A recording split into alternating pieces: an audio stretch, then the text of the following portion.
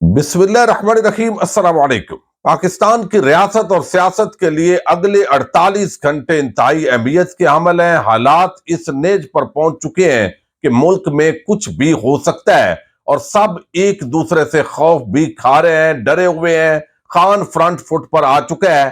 General Asim Munir اور ان کی team کے لیے ایک نمائندے کے ذریعے کیا عام پیغام پہنچایا گیا ہے، اس کی تفصیل آپ کے سامنے رکھنی ہے۔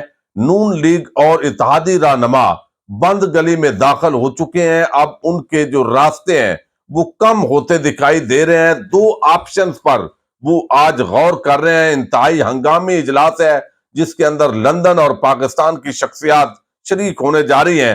اعتزاز احسن نے مارشل لا سے بچاؤ کا ایک فارمولہ دیا ہے اور یہ درمیانی راستہ ہے، ورنہ جس طرف معاملات جا رہے ہیں مارشل لا کے خطرات مزید بڑھتے دکھائی دے رہے ہیں۔ تینوں خبروں کی تفصیل ون بائی ون آپ کے سامنے رکھوں گا اور امید کروں گا کہ آپ ویڈیو سماعت کرنے کے بعد ہمیشہ کی طرح اپنے قیمتی فیڈ بیک سے ضرور آگاہ کریں گے۔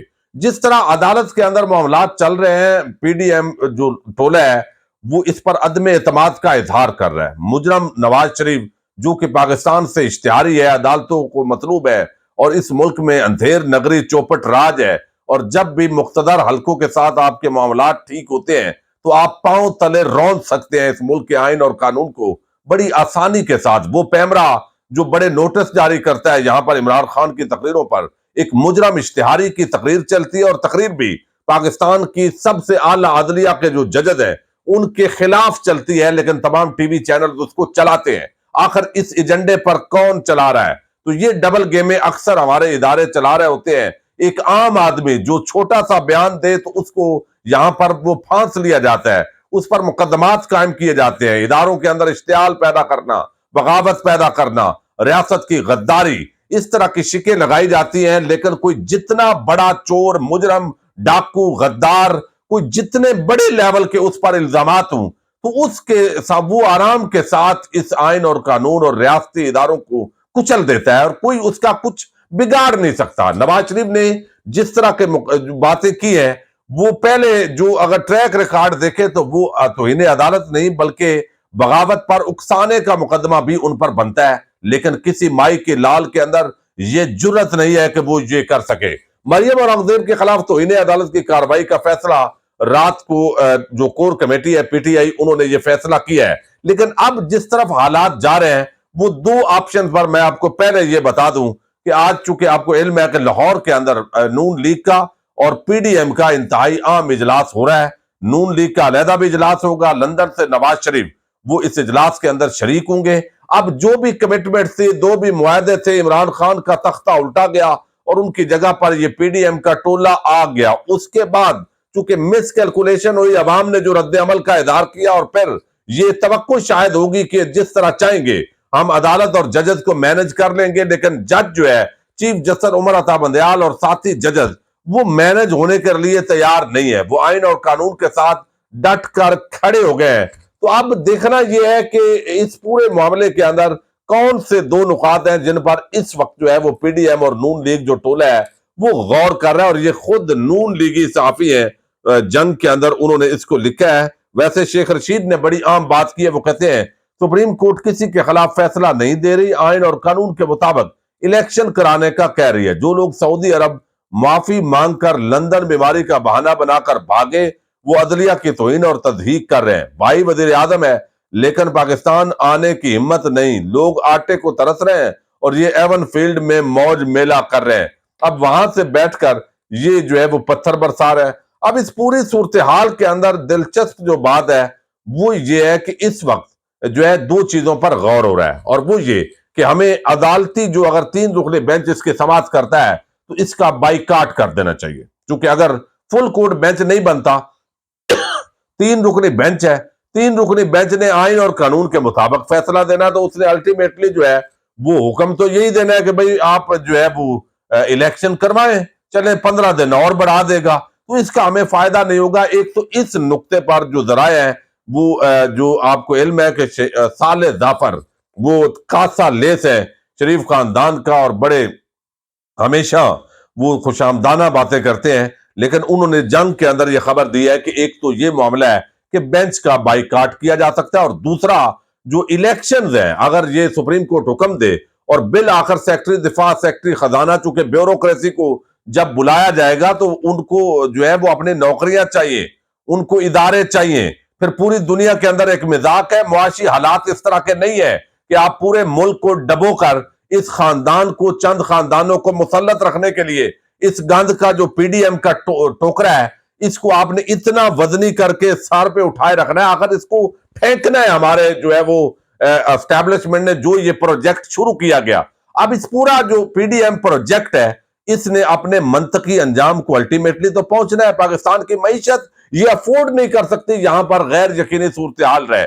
اب اس معاملے کو دیکھا جا رہا ہے کہ کہیں اسٹیبلشمنٹ جو ہے وہ اپنی لائن چینج اگر کر لیتی ہے تو ہم کہاں کھڑے ہوں گے. چونکہ عدالت سے ہمیں ریلیف نہیں مل رہا، ہمارا مطالبہ غیر آئینی غیر قانونی ہے تو وہاں سے بھی نہیں ملتا. ادارے بھی جو ہے وہ ایک حد تک تو ریزسٹ کر سکتے ہیں، ہمارے ساتھ کھڑے ہو سکتے ہیں، لیکن جب سپریم کورٹ حکم دے گی تو کل کو آرمی چیف کو بھی اس کے اثرات بھگتنے پڑ سکتے ہیں. چونکہ آئین اور قانون کے مطابق تو آپ نے چلنا ہے، ریاست کے اندر جو رکاوٹ پیدا کرے گا وہ اس کو بھی کچلا جائے گا آئین اور قانون کے تحت.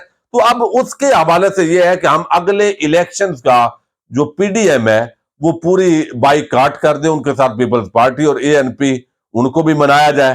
لیکن اس پر مجھے اس لیے اتفاق ہوتا نظر نہیں آ رہا کہ پیپلز پارٹی، اے این پی اور چند جماعتیں وہ کبھی بھی الیکشن بائیکاٹ کی طرف نہیں جائیں گی. نون لیگ اگر جاتی بھی ہے تو یہ دھمکی کی حد تک ہو سکتا ہے، ورنہ اس کا کوئی فائدہ نہیں ہے. تو عدالتی بائیکاٹ جو ہے وہ کیا جا سکتا ہے، اور آج کا یہ جو اجلاس ہے نون لیگ کا اور پی ڈی ایم کا یہ انتہائی اہمیت کا عمل ہے.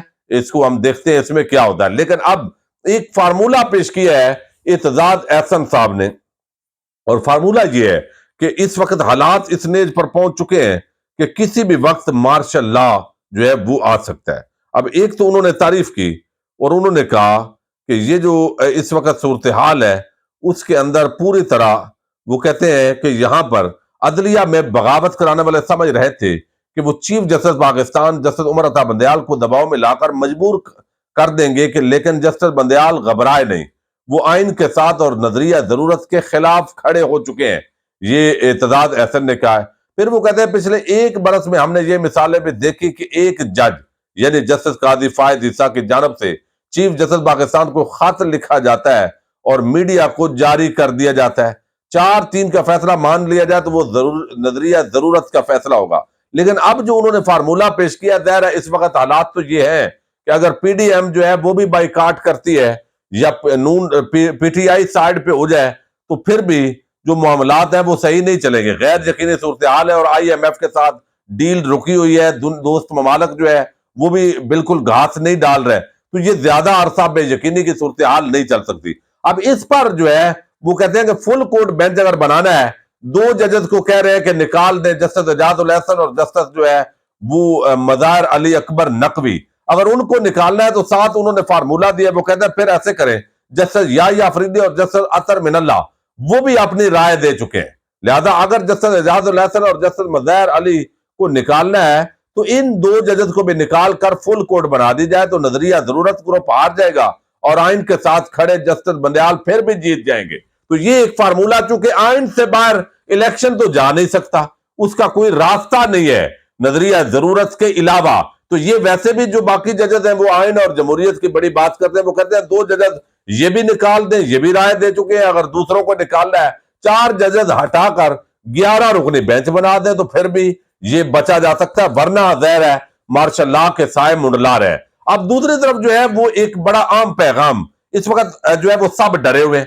سعد رفیق اس نے خود بولا ہے کہ عمران خان اگر اقتدار میں آتا ہے تو وہ ہمیں زندہ گاڑ دے گا. یعنی جس طرح کی انتقامی کارروائیاں، جس طرح عوام پر ظلم کیا گیا ہے، ناجائز مقدمات بنائے گئے ہیں، جس طرح ٹارچر کیا گیا ہے، جس طرح روز اس طرح کی بدماشی دکھائی جاتی ہے، تو ان کو لگتا ہے کہ عوام کا پریشر ہوگا اور عمران خان جو ہے وہ قانون کے مطابق جب کارروائی کریں گے تو یقیناً، اور پھر لوٹ مار، چوری چکاری، احتساب، یہ سارا کام ان کا ایجنڈا ہے، یہ انہوں نے کرنا ہے. تو اس سے وہ ڈرے ہوئے ہیں. اب اسٹیبلشمنٹ کے اندر بھی یقیناً یہ اپروچ پائی جاتی ہے کہ اب ہماری بھی نو اور نیور ہے. یعنی عمران خان اگر اقتدار میں آتے ہیں تو وہ اسٹیبلشمنٹ کا جس طرح پی ڈی ایم کے ساتھ نتھی ہو کر سارے معاملات، بہت سارے ایسے کام ہیں جو ہم کہہ نہیں سکتے ملک کے اندر بیٹھے ہوئے، لیکن ہر اندھے گونگے بہرے کو سمجھ آ رہی ہوتی ہے کہ یہ کام ہمارے مقتدر اداروں کی حمایت یا پیچھے اگر وہ نہ کروا رہے ہوں تو یہ ہو نہیں سکتا. جیسے مجرم اشتہاریوں کے خطابات چل رہے ہیں پرائیویٹ ٹی وی چینل پر، یہ ساری چیزیں بہت کچھ نظر آ رہا ہوتا ہے. تو اب وہ ظاہر ہے اپنی جگہ پر ان کو بھی خوف ہے. کوئی ایسے نہیں ہے کہ یہ ایسے کوئی اسٹیبلشمنٹ جو ہے وہ ہوتی ہے کہ سیاہ و سفید کی ایسے مالک ہے کہ یہ بھی ایک یونٹی کے طور پر کام ہوتا ہے نا سارا. تو اب وہ اپنی جگہ ڈرے ہوں گے کہ جب عمران خان اگر اقتدار آئین اور قانون کے مطابق الیکشن ہوتا ہے، عمران خان اقتدار میں آ جاتے ہیں تو ہم کہاں پہ کھڑے ہوں گے؟ کہیں ایسا تو نہیں کہ ہمیں عہدوں سے ہٹا دیا جائے، کہیں ایسا تو نہیں ہے کہ پھر انتقامی کارروائیوں کا آغاز ہو ان لوگوں کے خلاف. تو وزیر اعظم کے پاس بڑے اختیارات ہوتے ہیں اگر وہ استعمال کرے تو.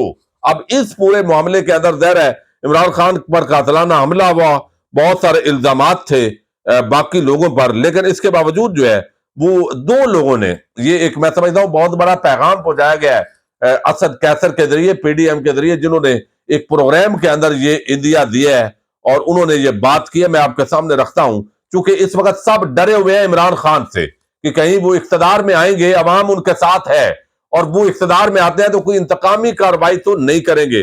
تو اس پر اسد کیسر جو ہے انہوں نے کہا ہے کہ حکومت ملی تو گارنٹی دیتا ہوں کسی کے خلاف انتقامی کارروائی نہیں ہوگی. پھر وہ کہتے ہیں سپریم کورٹ پر براہ راست حکومت حملہ کر رہی ہے، حکومت نے جو قانون سازی کی اس پر بات ہو سکتی ہے، قانون سازی کا یہ وقت بدنیتی کو ظاہر کرتا ہے. حکومتی قانون سازی نواز شریف کو ریلیز دینے کے لیے ہے، ہم تو بات کے لیے تیار ہیں، گارنٹی دیتا ہوں کسی کے خلاف انتقامی کارروائی نہیں ہوگی. ان پر جو حملہ ہوا اس کو بھی معاف کر دیں گے، عمران خان معاف کر دیں گے. عمران خان نے ٹروتھ اینڈ ریکنسولیشن کی بات کی ہے. اب یہ انہوں نے بات کی ہے، حکومت صرف وقت گزارنا چاہتی ہے، الیکشن کرانا نہیں چاہتی، بیڈ گورننس کی وجہ سے یہ لوگ فرسٹریشن کا شکار ہے. اب اسی طرح سپریم کورٹ کی بات انہوں نے کی ہے. تو یہ ایک واضح پیغام دیا اسد کیسر صاحب نے، بھائی انتقامی کارروائی نہیں کریں گے، لہذا آئین اور قانون کو روندنے کی بجائے اس کے سامنے سب سرنڈر کرے، اسٹیبلشمنٹ بھی، پی ڈی ایم، حکومت بھی. اس وقت حالات یہ ہیں ایک طرف عوام اور عمران خان ہے اور اس آئین پاکستان جو ہے اس کے ساتھ یہ کھڑے ہیں، اور دوسری طرف سرنڈر کرنے کا مسئلہ ہے. اسی طرح فواد چودھری جو ہے انہوں نے بھی اس کو انڈورس کیا ہے کہ بالکل ہم انتقامی کارروائی نہیں کریں گے، لہذا یہ جو خوف ہے، یہ جو ڈر ہے، اس کو ہٹا دیں. تو یہ عمران خان بالکل کھل کر سامنے آ گئے ہیں. عوام کو انہوں نے عدلیہ بچاؤ تحریک کے لیے اعلان کر دیا ہے کہ فوری تیار رہیں، کسی بھی وقت سے احتجاج کیا جا سکتا ہے.